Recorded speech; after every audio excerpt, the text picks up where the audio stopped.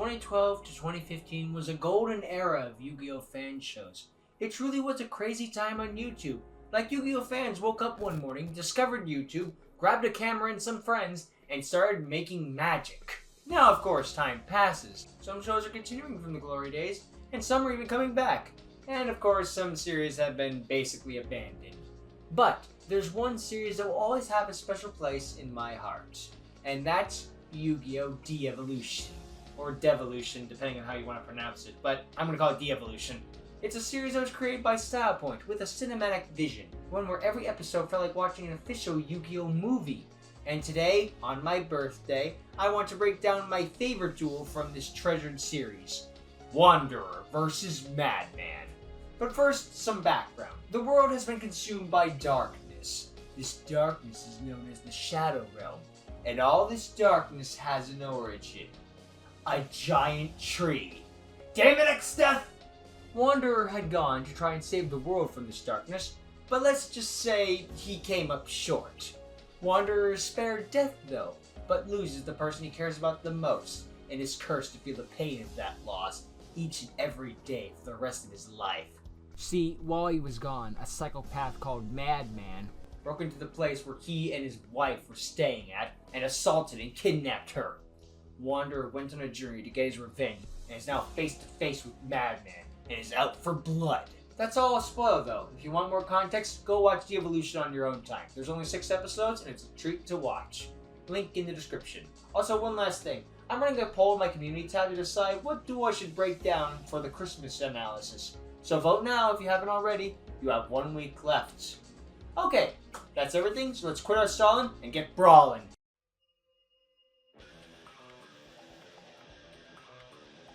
The duel begins and it's Madman's turn. He draws, and his opening hand consists of Nutrient Z, Dark Necrofear, Eudoria, and 3 mysterious cards. Now these mysterious cards are never seen or used, or just discard fodder for later, so let's just say it's Blacklister Ritual to mirror a card that Wanderer is going to draw later, Burst of Destruction, and Ultimate Obedient Fiend. Why not? Or maybe it's Trent, who knows really? Because he knows Wanderer is out for revenge and will try to do as much damage as possible, he sets Nutrient Z face down, and it's his turn. Ballsy for a first turn, but it's going to pay off, so I'm going to let it slide. It's Wanderer's turn. He draws, and his opening hand consists of Machior the Destructor, Rush Recklessly, Spell Reproduction, Raigeki Break, and 2 mysterious cards. Now again, they're not really seen or used and are just kind of discard fodder, so I'm going to say they're Spell of Pain, so that his dead wife is with him in spirit, of course. And Serpent Knight Dragon, he used it in a prequel episode. Yeah. He normal summons Machior in attack mode. He then activates Replay spell card Rush Recklessly, giving Machior an extra 700 attack points for this turn only, putting Machior at 2300 attack. Wanderer attacks Madman directly, but before the attack connects, Madman activates his trap card Nutrient Z. Since he would take over 2000 points of damage, he gains 4000 life points first, and then the attack connects, and the damage is calculated. So Madman goes up to 8000 life points, and then down to 5700. Wanderer ends his turn, so Rush Recklessly wears off. Now it is a misplay to use Rush so recklessly, but in Wanderer's defense, he wanted to do as much damage to Madman as possible for all the pain that he's caused Wanderer. So while it would be best to save it, Wanderer couldn't know that Madman's trap card could only be activated if he used Rush Recklessly. So I'll still call it a misplay, but I understand, you know? It is a misplay, of course, to not set that Raigeki Break, of course, and you're going to see why on Madman's turn. It's Madman's turn.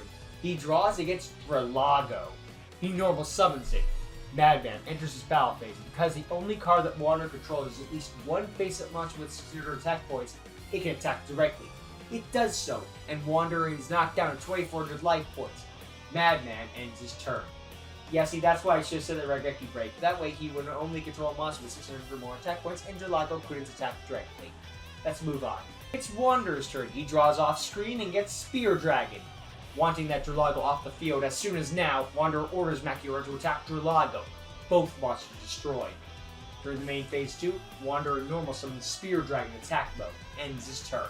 And here's another misplay from Wanderer. He should have summoned the Spear Dragon, attacked Relago to do 300 damage, then attacked directly with Machiora. Yes, Spear Dragon would go into defense mode due to its effect, but now Madman's wide open, and you still have a monster that won't go into defense mode for attacking. This would cause a knock-on effect for the next few turns, and would give us a lot more action and change the entire duel. There's a lot of decisions made when these first few turns affect the entire duel, but I will break that down when the time comes. It's Madman's turn. He draws and gets the Portrait Secret. He normal summons it and ends his turn. It's Wanderer's turn. He draws and gets Bad Reaction to Samochi. Not wanting to attack and force the Spirit Dragon into defense mode due to its own effect, he sets Bad Reaction face down and ends his turn. It's Madman's turn. He draws and gets Michizuri. He normal summons Midoriya in attack mode. I know it's shown to be in defense mode, but Style Point said that was a limitation of the source material. There's no animation of it being summoned in attack mode, so that isn't an issue. Now, what is a misplay, though, is that Madman ends his turn after summoning Midoriya. Because why doesn't he just have Midoriya crash into Spear Dragon, take the summoner damage, then use Midoriya's effect to destroy Spear Dragon right back, then have Portrait Secret attack directly, which may have Wanderer use one of those mystery cards in his hand from earlier. And to be clear, there is an animation of Midoriya attacking, but it is attacking Kaiba's Force Raider from the Battle City 4-way duel. Now, I know basically nothing about rotoscoping, so maybe that screws the whole thing over, but I think Style Point still could have just had Spear Dragon be summoned in reverse in order to get the point across of it being destroyed by battle, like he does later in the duel. I mean, to be fair, this was 12 years ago, but I still feel like there was something that could have been done. I'm not saying Style Point's lazy, I would never accuse him of that. I'm just saying I feel like there was another option. Although even if he had attacked with Midoriya, to be fair, Madman couldn't win right now, because even if that did happen, Wanderer would just set Raigeki Break, then Madman would draw and get Dark Geroid. And Geroid's effect to lower a monster's attack is mandatory, so he'd either have to use a mystery card or two, or summon Geroid to weaken one of his own monsters. Then Wanderer would use Raigeki Break to destroy the stronger monster, and while he would take 400 damage, Madman only has a weak monster on the board, which he wouldn't want. And the next turn, Wanderer is going to draw Exile of the Wicked anyway, so there goes your Fiend monsters in the end. Although that would mean you could summon your Dark Necrofear, and at that point, Wanderer has nothing, but yeah, this is your best opening. And honestly, even just the direct attack from Dark Geroid is enough to change the ending of the duel. But we'll get to that when the time comes. So, I guess I don't really know what to say at the end of all of this, other than dang it, I guess. Also, Madman should have sent Michizuri, but that wouldn't change anything, because it's Wanderer's turn. He draws and gets limiter removal. He passes, unable to do anything. It's Madman's turn. He draws and gets Dark Geroid. He normal summons it, and when Geroid is summoned, it reduces the attack of one monster in the field by 800. It weakens the Spear Dragon. Madman doesn't attack, though. He sets Michizuri face down and ends his turn. Misplay for not attacking. Like, even if we accept the animation limitation, I think we could still improvise, maybe zooming in on the Portrait Secret's face or something like that. Because Madman has 3 monsters in the field that can do a combined 2,500 points of damage right now to Wanderer's 2,400 life points. I do have an explanation, though, that could explain Madman's peculiar behavior. Tunnel Vision. He could really want to summon that Dark Necrofear he has in his hand, or maybe he just really wants to wipe out Wanderer with his ultimate beast, to wipe him off the face of the earth. He's out for blood like Wanderer.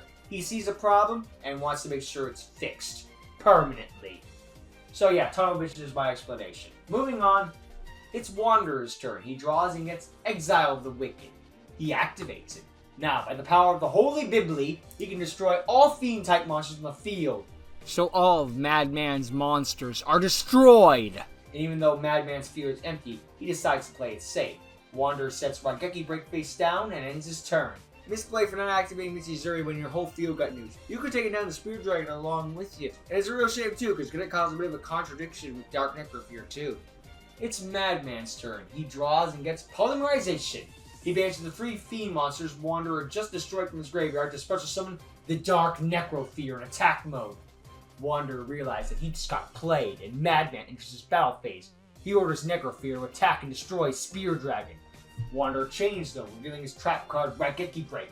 By discarding 1 card from his hand, Serpent Knight Dragon, he can destroy 1 card in the field, and he destroys Necrofear. But as soon as Necrofear dies, Spear Dragon goes to the grave as well. This is because Madman activated his trap card Michizuri. Because a monster controller went to the graveyard, he destroyed one of Wanderer's monsters. And he destroyed the Spear Dragon. Madman ends his turn.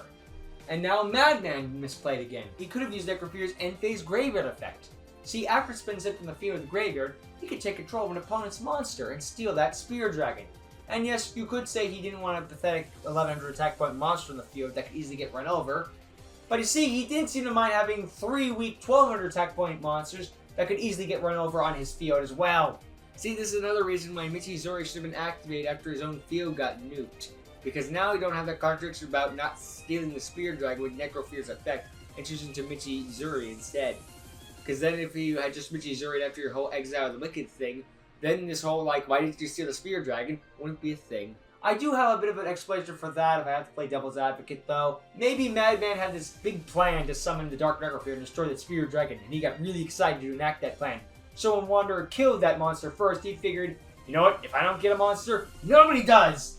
So the Michizori was purely out of spite. That's all I really got, though. I'm grasping at straws, I admit. So, yeah. That's going to be the end of my justifications for a bit anyway, so let's move on. It's Wanderer's turn. He draws and he gets Barrow Dragon, a brick. He passes. It's Madman's turn. He draws and he gets Metal Reflex Line. He sets it face down and ends his turn.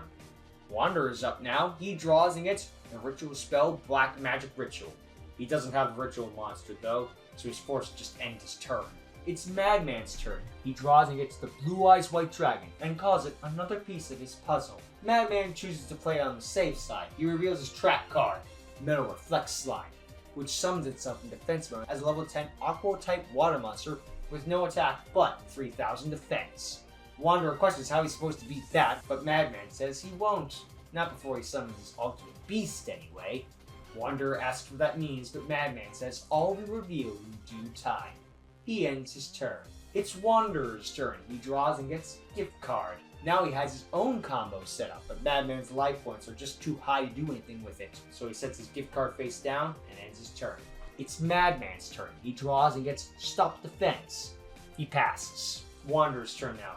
He draws and begs for a monster, and he gets Trap Master. He immediately sets in face down defense position and ends his turn.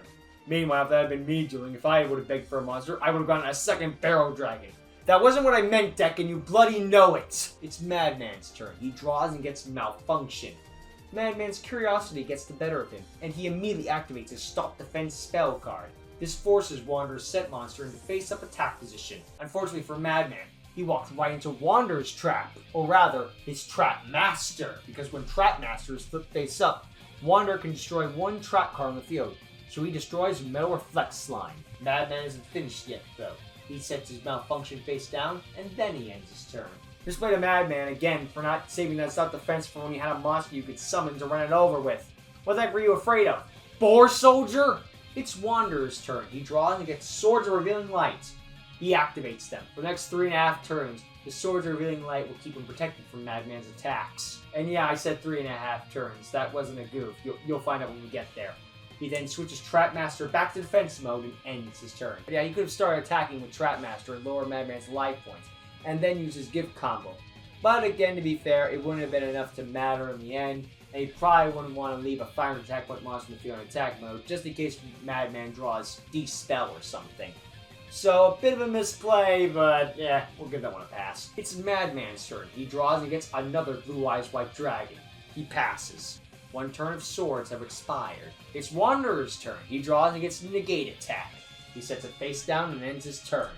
It's Madman's turn. He draws and gets Dragon's Rage. He sets it face down and ends his turn. 2 turns of swords have expired. It's Wanderer's turn. He draws and gets DNA Surgery. Madman tells him that he's running out of time, and as soon as these swords expire, then so will he. Panicking, Wanderer decides to do his combo early. He reveals his trap card, Gift Card, which will increase Madman's life points by 3,000. He then chains, activating his continuous trap card, Bad Reaction to Samochi. Now, any card effect that would make Madman gain life points makes him lose them instead. So now Madman will instead take 3,000 damage from Gift Card's effect. However, Madman chains by revealing his counter trap, Malfunction. By paying 500 life points, he can negate Bad Reaction and reset it face down, meaning only gift card resolve and Madman's life points skyrocket to 8,200. Wanderer curses himself for activating the cards in the wrong order. He sets DNA Surgery face down and ends his turn. I don't need to explain this misplay, though it wouldn't have won on the duel even if he had been able to resolve the cards in correct order, so yeah. It's Madman's turn. He draws and gets Versago the Destroyer. He summons it to the field in attack mode. He can't attack because of the swords though, so he ends his turn, meaning the third turn of swords have come and gone. and the swords should expire. But the swords don't expire. They will expire, but on Wanderer's turn.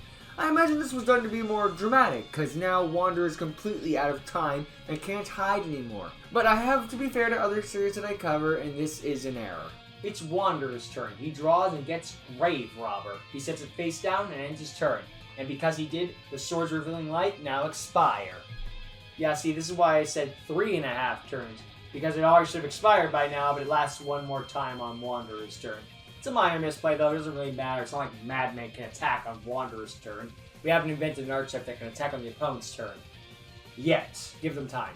But all the complaints and nitpicks are about to become meaningless as we enter the best part of any style point duel, the final turns. It's Madman's turn, and the penultimate turn of the duel. He draws and gets Pot of Greed. He calls Final Turn, then activates Pot of Greed to draw 2 new cards. He gets Magical Shard Excavation and third Blue Eyes White Dragon. He activates Polymerization, fusing the 3 blue eyes in his hand together to make the Blue Eyes Ultimate Dragon. Wanderer steps back in shock as Madman continues, explaining Brawlers' ability, which allows it to be treated as a substitute material when conducting a fusion summon, as long as the other material is the correct one. Wanderer's confused and points out that it already used Polymerization, because I guess running multiples is as rare as a $2 bill in this universe. Madman says that's true, but he can get it back by activating his spell card, Magical Shard Excavation. By discarding 2 cards from his hand, he can add any spell card from his grave to his hand. He discards Burst Stream of Destruction and Blackluster Ritual, and then gets back his Polymerization. Now Madman has Brawlers treat itself as the ritual monster Blackluster Soldier. And to follow that up, he activates his Polymerization, using his 2 monsters together to fusion summon. Behold, Dragon Master Knights! Finally, he activates continuous trap card Dragon's Rage. Now, the Dragon-type monster he controls attacks the defense position monster. It'll do piercing damage. Madman enters his battle phase and orders Dragon Master Knight to attack Trap Master for game. A dust cloud appears, but as anyone who's ever seen an anime knows, a dust cloud means that attack did jack squat. Wanderer comes out without a single life point lost. Madman is shocked, and Wanderer explains that before the attack connected, he activated his set negate attack, which did exactly what it says it does. Madman isn't bothered though, because he'll just attack his next turn, and Wanderer's life will come to an end. Unfortunately for Madman, there is no next turn. It's Wanderer's turn, and the final turn of the duel.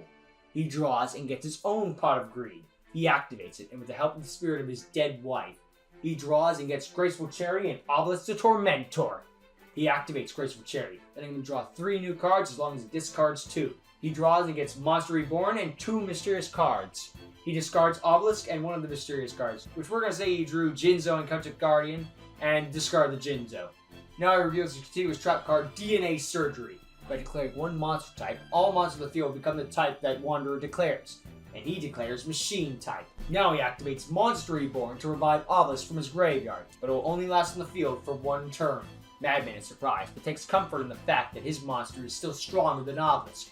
Obelisk becomes a mechanical god, and now the combo really begins. Wanderer activates his quick play spell card Limiter Removal. This doubles the attack of all machine-type monsters on his side of the field for this 1 turn, making Obelisk's attack points 8,000.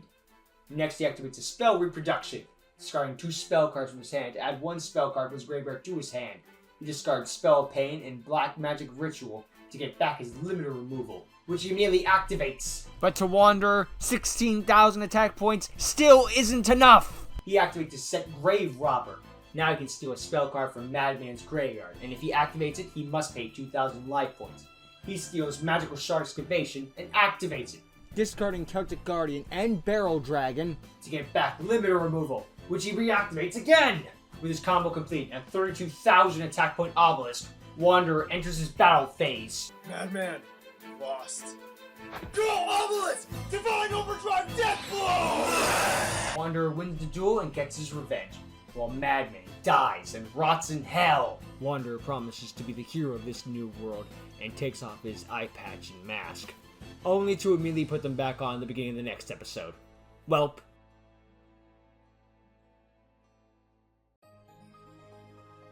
So could Madman have defeated Wanderer? Obviously yes. See, his best opportunity is If he had just attacked the Spear Dragon with Midoriya, he would have destroyed and then Wander would have been wide open. Because even with the animation limitation, Dark Geroid clearly has an animation where you can see it attacking. And the fact that he didn't attack when the Spear Dragon had its attack points lowered is insane and a misplay, no doubt about it.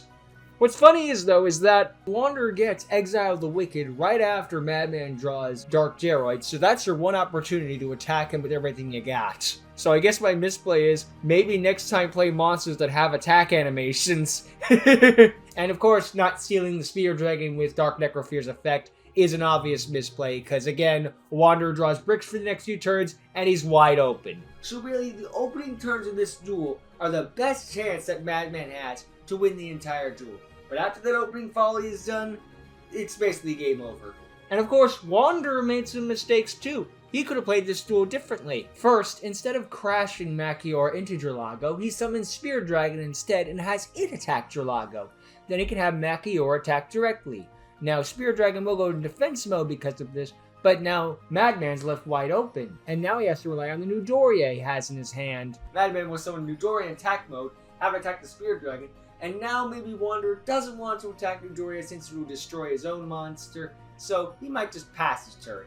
Now we're back to Madman, who draws Michizuri. He'll summon his Portrait Secret in defense mode and then set the Michizuri face down, in which case we're back to Wanderer, who draws a brick, and he'll have his Machior destroy Portrait Secret, in which case Madman will probably activate his Michizuri to destroy Machior right back, to which Wanderer might respond with Machior's effect to activate the Regeki break in his hand, discarding a mysterious card in order to destroy back the Midoriya, in which case we're back to Madman, who draws Dark Geroid, who might summon it but only have 400 attack points due to its own effect, but still attack directly, in order to reduce Wanderer down to 2,000 life points. Wanderer draws and gets Exile of the Wicked, in which case he activates it just to get that Geroid off the field before it becomes a threat. We're back to Madman, and if Wanderer did activate Exile of the Wicked, he can now summon that Dark Necrofear in his hand, and Wanderer is wide open and will instantly lose the duel to a direct attack.